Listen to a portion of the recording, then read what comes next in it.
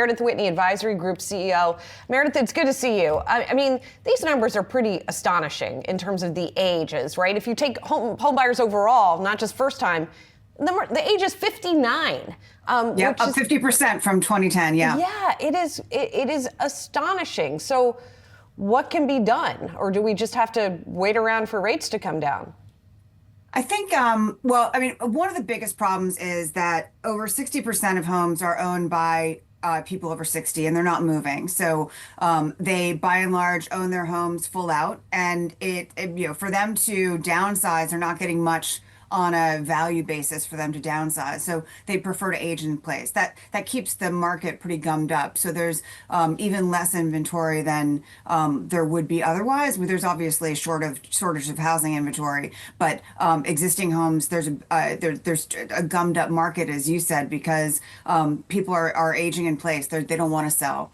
So one thing that I think is interesting, a couple of things have been floated over the last week, which is a 50-year mortgage, which doesn't make much sense to me, or a portable mortgage, which I'm not exactly sure how that works. But one thing that is encouraging is there's something that was passed in the Senate Banking Committee over the summer in July, which is the Road Reinvention of the American Dream Act for housing. And so what it focuses is insofar of what the federal government can do, which is limited, which is, let's say, 20 to 30% of the pain. Most of it's a local problem, a regional problem, is getting rid of a lot of the red tape and encouraging funding programs and grant programs for the states that are really going to accelerate housing programs and build more housing. And there's a big emphasis on manufactured housing, which is over a quarter cheaper than the site-built, stick-built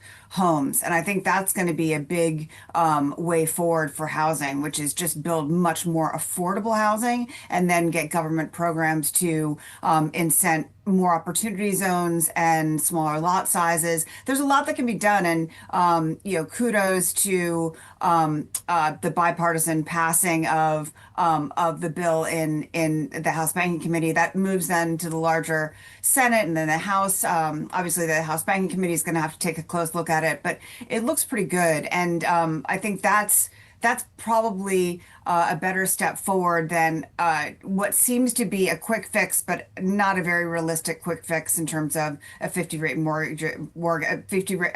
mortgage or a portable mortgage. Why is a 50-year mortgage in your? It doesn't really lower the cost. I mean, to me, you've got to do two things. Doesn't it increase the cost? Potentially? It doesn't necessarily lower the cost competitively for a 30-year mortgage necessarily. You're paying down a lot of interest. You're not paying down a lot of principal with that structure, and you're not building a lot of equity, which is what the American dream is all about. So if you look at seniors, I always go back to seniors, which again own 60+% of homes. 79% of them, 76% of them own homes without a mortgage. So they bought their home likely with a mortgage. They paid down because they paid more down in principal than in interest. A 50-year mortgage works the opposite way. So it's not clear that it lowers costs. But again, you've got to have two things. They're not mutually exclusive. You have to have home prices come down, and you have to have rates come down to make housing more affordable. You just can't have lower rates and have home prices stay so stubbornly high. So home prices have gone up over 45% since 2020. And so there's softness in the Texas market, in the Florida market, but overall home prices are still stubbornly high. And that's keeping a lot of, as you led the segment on first time buyers out of the market. I think a lot of what I call avocado toasters, which are a combination of younger millennials and Gen Z, think that perhaps the American dream's just out of the realm of possibility and that they'll be renting for their lives. And maybe that's not a bad thing, because renting has actually been cheaper than owning because of the high prices associated with homeowners insurance and overall cost of maintaining a home. Now, barring a regulatory solution or a legislative solution, like you mentioned, like in terms of market dynamics, what would need to change? Obviously rates coming down would help, but how much do rates and prices need to come down, and what's going to get them to come down? Well, I mean, sorry, I hate to use this, more sellers than buyers always gets the market to come down. There are more buyers than sellers right now. And so that means that home prices are going to be higher for longer. And then, of course, rates coming down by at least 100 basis points. That would be, I'm going back to when the last time the housing market was hot was 2020, very early 2021, and rates were lower and home prices were a lot lower. So even if you had a medium correction in home prices of 10%, that would help a little bit. But again, we have more buyers than sellers, and that this is again because seniors are not doing the things that they used to do. This housing market is unlike any housing market before because you have fewer people getting married, you have lower homeowner household formation rate, and then you have fewer people selling and downsizing. So more people are aging in place and more people are living alone for longer. So 26% of adults live by themselves. That doesn't help the housing inventory very much. It's, Harvard Joint Housing Study says that only 1 in 10 seniors can afford to live in assisted living. And for that reason, a lot of people are stuck in their homes.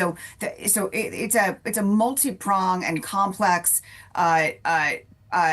problem to solve. And a lot of it's going to have to do with zoning restructuring, local reforms, federal reforms, and it's not, again, there's no quick fix. Speaking of no quick fix, the last point that you touched on about the affordability of assisted care for people who need it, right? Does there also need to be sort of a policy prescription to deal with that because of the aging of Americans and people not being able to afford that kind of care? So then, does that have the dual effect of helping elderly Americans and also loosening up the housing market?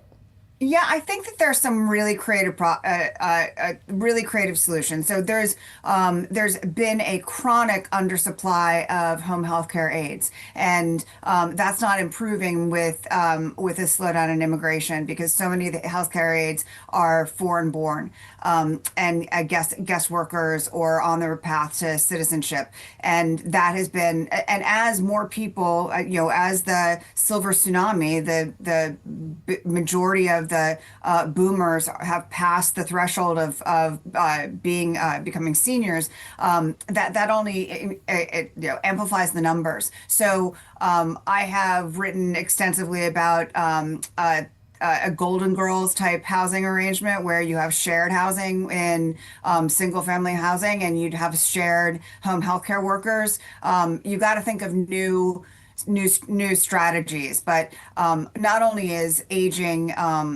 very lonely, and loneliness is a major contributor to aging faster. That a shared housing agreement helps that, also shares expenses, and also helps with the healthcare shortage. But creativity is critical here, and there's got to be a lot of optionality, and everything that needs to be on the table.